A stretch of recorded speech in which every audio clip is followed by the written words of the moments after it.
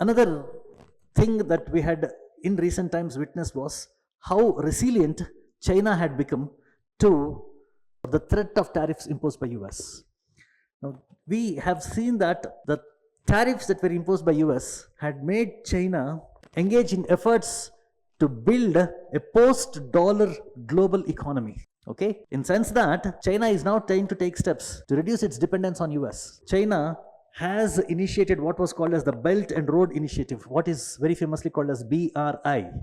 This is the largest infrastructural development project that was ever taken up. Today, BRI, which was actually initiated in 2013, today has the acceptance of nearly 140 countries across the entire world, across continents.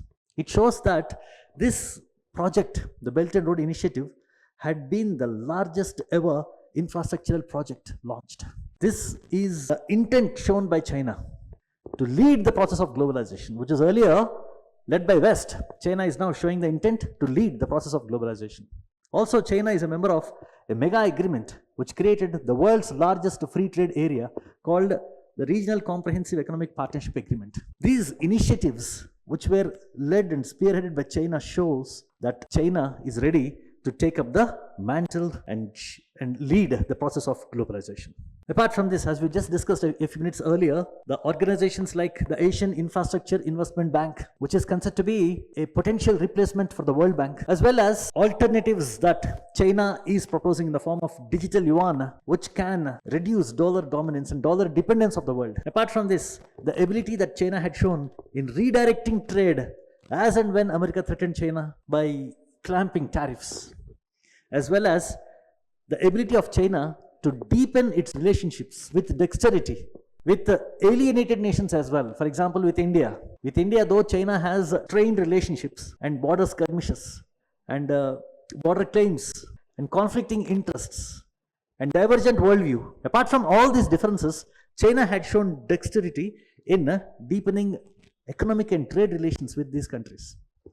Apart from this, China also had used reciprocal tariffs with immediate effect, blocked critical imports to US economy, and China showed to US that it is also capable of affecting US economy. Now, all these are instances of where China had risen to a position where China is able to demonstrate to US that US needs China more than China needs US. This is one very big aspect of Chinese rise and a very serious challenge to US financial domination. Please remember that since the formation of United States, US had financially never faced such a formidable challenge ever before. Even during Cold War also, Soviet Union could match US militarily, but Soviet Union could not match US on the economic front.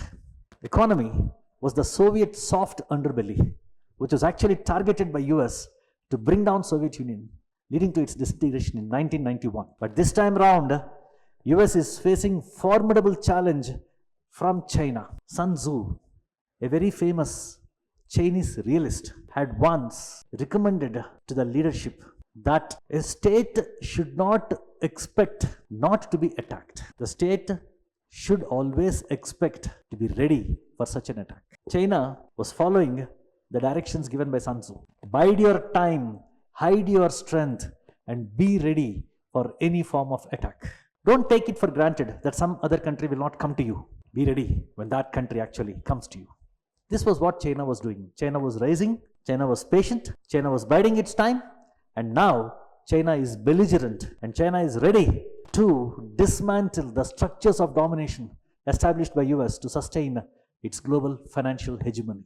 Apart from this, you also know that tariff policy which US had assured had an adverse effect on US economy as well. Now, we had seen that the tariffs that were imposed by US had actually accelerated those very forces that were undermining US financial dominance. It was observed that Trump's tariffs had actually led to a stock market, Dow Jones crash, with a total wealth destruction exceeding $2 trillion in a single trading session. It shows how vulnerable US financial market is to its own tariffs. It's not that tariffs are not affecting US, they're affecting US also. They're not only affecting other countries, but they're affecting US also. Therefore, to what extent America can control other countries by imposing tariffs also is very highly debatable. US and US leadership took it for granted that they would be able to control other markets. They would be able to control other countries' policies with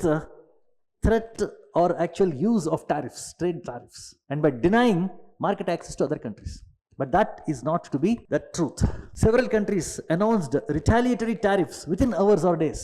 Instead of buckling down, instead of listening to what the American leadership is directing, the countries resorted to retaliatory tariffs within hours. China began studying countermeasures while coordinating with countries like Canada and Mexico. Please remember, China, Mexico and Canada. These three countries are the largest trading partners of US, and these three countries account around 40% of US foreign trade. When these three countries have coordinated with each other and have imposed retaliatory tariffs, it means American tariffs cannot work against its major trading partners, and that there is American dependence on imports of these countries as well. All these ultimately have led to loss of economic integration as well. For 31 years, North America operated as a single integrated economic zone, North Atlantic Free Trade Area. Now, this economic cohesion that America had so long nurtured, supported, and taken advantage of is now slowly falling apart because of these tariffs.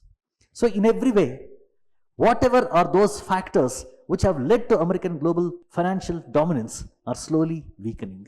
Why? Why is it that America is slowly giving away the advantage it had, the control it had on global financial system? Now, a lot of strategic experts have come out with various explanations about this tendency of US. There was one particular realist strategic thinker by name of John Mearsheimer. He wrote a book called The Tragedy of Great Power Politics. In this book, he indicated at the tendency of great powers to bite more than what they can chew. It is in this book he calls this tendency of great powers to try and impose themselves as strategic narcissism. And this kind of a mindset called strategic narcissism, he believes, is present among the leadership of the most dominant country across history. It is this which tends to make the leadership blind to certain clearly evident and visible trends or tendencies. He believes that strategic narcissism, which is generally a feature of the leadership of the most dominant countries, makes them believe that there are no alternatives. There are no alternatives for other countries. Other countries are dependent on them. You can see that in the way Donald Trump was flexing his muscles and telling to the world that we, US, can control trade flows across the entire world because all the countries are dependent on us. All the countries are taking advantage of the market access that we have been providing them through lower tariffs or through no tariffs, while we, Americans, were being subjected to very high tariffs. Now, this was the kind of argument that he had put forward. He assumed that if America threatened other nations with tariffs, the trading partners would not have any alternatives. They will have to buckle down, they will have to concede to American demands. Now, that was one assumption. And secondly, the American leadership also assumed that tariffs were cost-free weapons through which power can be exercised. In fact, tariffs come with costs. As I told you a few minutes earlier, the tariffs also had begun to affect American economy as well. Thirdly, there is this tendency on the part of the most dominant states to believe that their opposite parties would not coordinate among themselves to look for alternatives. But what we have seen today is countries are actually coordinating amongst themselves to try and find answers to this domination imposed by America. For example, BRICS nations, they are speaking about an alternative currency for them to trade amongst themselves. If the BRICS countries, let's say today we have what's called as BRICS Plus, with the addition or inclusion of several other countries, along with the original members like Brazil, Russia, India, China, and South Africa. We have other countries also joining up with BRICS. Today, the BRICS countries account for approximately 30% of world trade. It is said by strategic experts that if 30% of global trade takes place with currencies outside dollar, that would bring down American global financial hegemony. So BRICS is now coordinating amongst themselves, trying to find alternatives and to replace US as the global financial hegemon. The big powers, the most dominant powers, overlook this possibility of countries coordinating amongst themselves.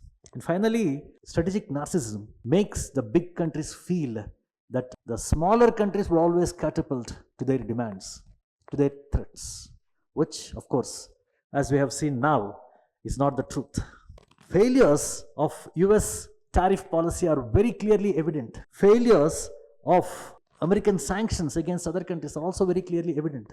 America is not able to command the kind of respect that it used to command a few decades earlier. America today is not in control of global financial flows. We also have seen the process of de-dollarization. A lot of countries are now looking away from dollar. Please remember, as I told you, dollar was the global reserve currency. De-dollarization refers to gradual move away from US dollar as a global reserve currency. A lot of countries are now depending on gold reserves, and the proportion of gold reserves as a part of their foreign exchange has increased significantly. That we can see among various emerging large economies as well, like India, Brazil, China. We have seen all these countries aggressively purchasing gold from international markets because they want to increase the proportion of gold and replace gold with replace US dollar with gold. Also, we have seen efforts of several nations to reduce dependency on the use of dollar for international trade and for financial transactions. So countries are making efforts to reduce their dependence on dollar for conduct of international trade. Countries are trying to use domestic currencies for their trade. For example, China and Russia have decided to conduct their bilateral trade using their domestic currencies. And thirdly, we also have seen decreasing national, institutional and corporate demand for dollar. Finally, BRICS has established institutions like New Development Bank, which can alternatively reach out to the needs of countries, replacing the influence of World Bank. Also, the BRICS countries have come out with another proposal called Contingent Reserve Arrangement. Contingent Reserve Arrangement, which is a mechanism through which countries facing balance of power, balance of payments crisis can be addressed. So these are several initiatives which are being launched in recent times, which can actually affect the structural power that US possesses, which can reduce the structural power that US possesses. The kind of structural power which US had accumulated through these organizations like World Bank and IMF can actually be replaced through these alternative arrangements being made by the BRICS countries. So these are the various ways through which we have seen the domination of US coming down. Domination of dollar, domination of US through organizations or institutions like IMF and World Bank, and the inability of US to impose itself on other countries through tariffs and sanctions. All this indicate at the lowered dominance of US. As I told you, sanctions which were supposed to cripple Russia have actually backfired, and the countries which have imposed sanctions on Russia are themselves having to face the impact of these sanctions. Now, West, through these sanctions, had actually catalyzed rapid great power rebalancing. Countries like Russia, China are now trying to rebalance. Russia had diverted its oil trade effectively to its south and to its east, reducing its dependence on the West. So, rebalancing of great powers was something which was catalyzed by the West through their sanctions. Therefore, the imposition of sanctions had actually backfired.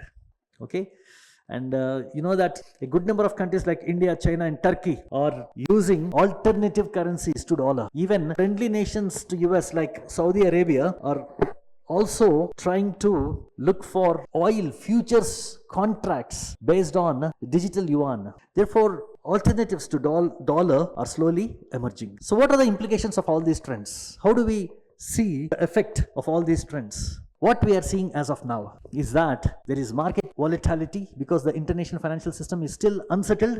And secondly, we are witnessing retaliatory tariffs between countries which are imposing and countermeasures by their trading partners. We are seeing accelerated de-dollarization. We are seeing countries now trying to or making efforts to look for alternatives to replace dollar dominance and dollar trade. And we are also seeing the relocation of American supply chains, with China taking steps to reduce its dependence on US and diverting its supply chains, we are seeing the relocation of American supply chains. And the indication, the world is witnessing the end of American economic hegemony. It is said that American economic hegemony has come to an end, not because China defeated it, but because America defeated itself. America defeated itself by giving up or abandoning those very strategies and those very mechanisms which propelled America to be the world's most dominant financial power. Hope this video will help you in your preparation for civil services. Thank you so much.